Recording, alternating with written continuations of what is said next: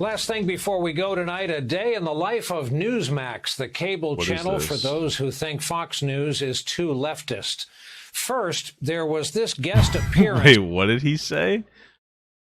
Newsmax is for people that think Fox News is too leftist? Holy shit. That's like really turning up the diarrhea dial. Holy fuck. By Madison Rootin' Tootin' Cawthorn, the North Carolina congressman last seen beating up on a tree. He shared a curious opinion on Newsmax that promptly went unchallenged. This is a medical apartheid, plain and simple. There's over 100 House GOP members calling for Fauci to be fired. Okay. 100 million Americans who are not vaccinated. I think it's even more than that. And if they want to start shutting down air travel for these people to get around the country, I think that's actually a constitutional violation, because you actually have a constitutionally protected right to free, unrestricted travel within the United States of America. Perhaps you're wondering, as we did, who's going to tell him. We checked the Constitution. No mention that we could find of airlines increasing. Well, okay. Like, obviously, he's not specifically saying that there's, like, airlines in the Constitution. Increased legroom, tray tables, carry-on bags, peanuts, none of it. Retired General Michael Hayden reacted this way, quote, "I don't think so. He's in Congress. We have to go to school, 10th grade maybe. But wait, as they say, there's more." Same anchor guy, same network. This time the guest was an Afghanistan veteran who was talking about the huge effort to airlift friendlies out of Afghanistan. But the segment ended faster than our withdrawal from Kabul. I can tell you this didn't happen under President Trump. And I know there's a lot of people on the left that want to try to blame President Trump. He wanted out of Afghanistan real bad. He was real frustrated not being able to get out. But he didn't pull out because he knew this would happen. In fact, I think he's planning to pull out, no? All did. I called it on this program. My 12-year-old son knew about it. And so I've got Americans there that are stuck.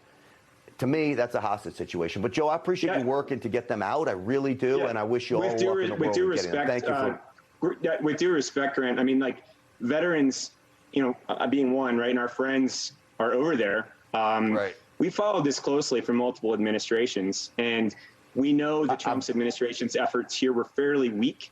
That they were trying to limit the number of people that would get out, and so there was coordination problems. Joe, I'm gonna cut you. I'm already weak. I'm already low on time, Joe. Joe, cut him off, please. Cut him off now. What the fuck? How long was that segment? You're not gonna blame this on President Trump on my show. What a fucking loser. That escalated quickly. So that's Newsmax. And please, seriously, spare a thought for the challenge they face every business day, having to program an entire network for just one single viewer. That was insane. How long is the clip? Because that as long as the whole clip is, like they barely talked, or it doesn't really matter because you have a veteran that was trying to express his perspective on stuff. And it's so interesting because we never, you know what's interesting? We never get the veteran's perspective on anything. Like that's who I'd want to listen to. Like, hey, what is your opinion? Because if you notice, I don't think a single person that was like on the ground in Afghanistan they weren't the ones speaking up politically or giving a voice like, hey, what do you feel about this? How do you feel Biden did? How do you feel Trump did? Like, what's the answer that from your perspective? And then we finally get a guy that's like, hey, listen, like, and we don't know what he thinks about Biden. Maybe he thought the Biden pullout was better than we had thought because it was never going to go perfectly.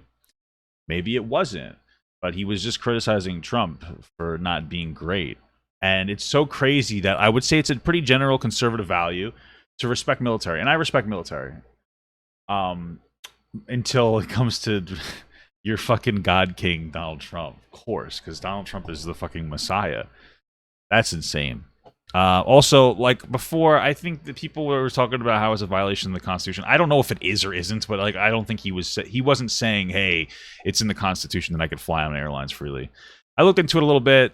You know, I get that the vaccine makes people uncomfortable. So my answer to you is like, just don't either get the vaccine or don't fly. Like, I don't know what to tell you. Don't fucking fly. Like, it's not imperative for your life to fly. Oh well, I don't know what to tell you. There are exceptions for people who medically can't get the vaccine. Of course, it makes perfect sense. You know, Yeah, same with cops. Yeah, it was funny because well, it wasn't funny, but the January 6th riots, when police officers were talking about their like PTSD that they got from it, some conservatives were like, "Oh, like you're just full of shit. Like fuck you." And it's like, holy shit.